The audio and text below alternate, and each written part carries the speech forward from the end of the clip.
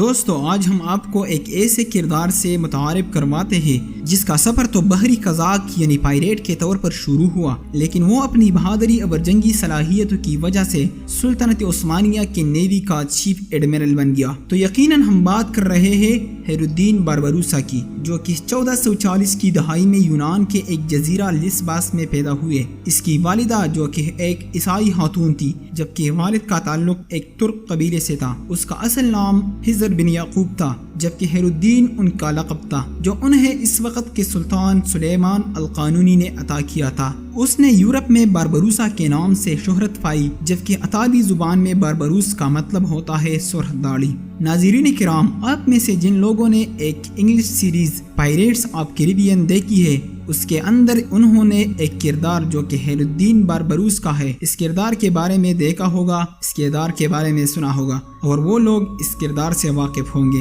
اس series کے اندر اس کردار کو ایک بہت منفی، سازشی اور تحریری کردار کے طور پر دکھایا گیا ہے، جبکہ اگر حقیقت دیکھی جائے تو خیر الدین پاشا باربروس جو تھے، جن کو کیپٹن باربروس بھی کہا جاتا ہے، یہ سلطنت عثمانیہ کے بحری امور کے کمانڈر تھے۔ اور اب سننے میں یہ بھی آ رہا ہے کہ دیرلس ارطغرل میں ارطغرل غازی کا کردار ادا کرنے والے جو انگن التھان ہے، وہ اپنی نئی سیریز میں سلطنت عثمانیہ کے اس عظیم سپاہی کا کردار بھی ادا کریں گے، جو کہ حال ہی میں اس کا پہلا ٹیزر ریلیز کر دیا گیا ہے۔ ناظرین، ہم بات کر رہے تھے خیر الدین باربروسا کی۔ خیر الدین کو بچپن سے ہی سمندری مہم جوئی کا بہت شوق تھا، اور اسی شوق نے انہیں ایک بحری قزاق سے چیف ایڈمرل بنا دیا۔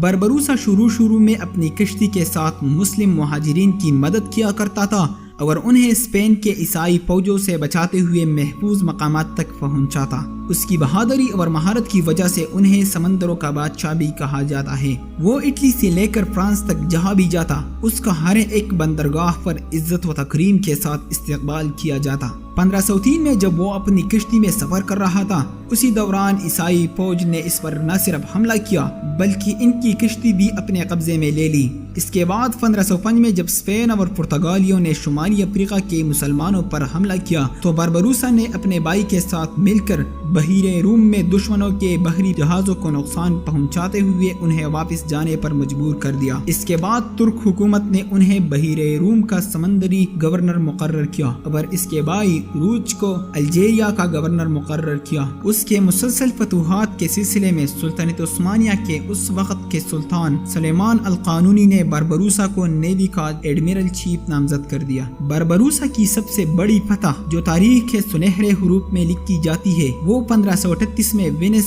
جنیوا، اسپین، پرتگال اور مالٹا کے خلاف لڑی گئی بحری جنگ ہے، جس میں باربروسا نے دشمنوں کے 300 بحری جہازوں کو تباہ کیا۔ اس کی اس فتح نے ترکوں پر بحیرہ روم کے مشرقی راستے کھول دیے تھے، جس سے سلطنت عثمانیہ کو مزید پھیلنے میں مدد ملی۔ خیر الدین باربروسا کی بہت سی لڑائیاں جیتنے کے بعد آخر کار عیسائیوں نے ہار مان لی اور سلطان سلیمان کے ساتھ امن معاہدہ کیا، جس کے مطابق وہ ترکوں کے علاقائی فوائد کو مانتے ہوئے 3 لاکھ سونے کے سکے ادا کریں گے۔ ستمبر 1540 میں روم کے بادشاہ پرنس چارلس نے سلطنت عثمانیہ کو زیر کرنے کی ایک ترکیب سوچی۔ انہوں نے خیر الدین کو نیول ایڈمرل بنانے کے ساتھ اسپین کے کچھ علاقوں کا حاکم بننے کی پیشکش کر دی، لیکن خیر الدین باربروسا نے نہ صرف چارلس کی اس پیشکش کو ٹھکرا دیا بلکہ سلطنت عثمانیہ کے ساتھ کھڑا رہ کر بحیرہ روم پر ترکوں کی عظمت قائم کی، اور اس نے یورپ کے سب سے زیادہ طاقتور عیسائی بادشاہ چارلس کو شکست دے کر سلطنت عثمانیہ کے لیے ایک اہم کردار ادا کیا۔ 1545 میں سمندروں کے بادشاہ نے سمندر کے گرم پانیوں سے ریٹائر ہو کر استنبول میں سکونت اختیار کر دی، اور 1546 میں وہ اس پانی دنیا سے رخصت ہوئے اور اپنے خالق حقیقی سے جا ملے۔ باربروسا کے وفات کے کئی سالوں بعد تک ترک بحری بیڑے جب بھی استنبول سے گزرتے تو وہ باربروسا کو اعزازی سلیوٹ کر کے اپنی منزل کی جانب رواں ہوتے۔ باربروسا خود تو اس پانی دنیا سے چلا گیا، لیکن اپنے پیچھے ایک عظیم بحری فوج چھوڑ گیا، جس نے بحر قیانوس سے لے کر بحر ہند تک پانیوں پر مہم جوئی کرتے ہوئے سلطنت عثمانیہ کو وسعت دی۔ اللہ تعالیٰ خیر الدین باربروسا کو جنت الفردوس میں جگہ عطا فرمائے۔